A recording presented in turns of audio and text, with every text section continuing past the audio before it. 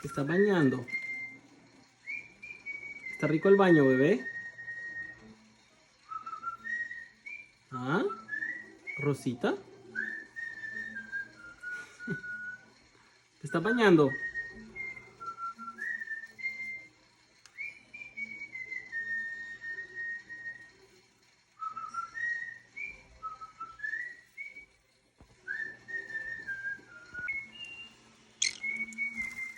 El baño es muy importante para ellos.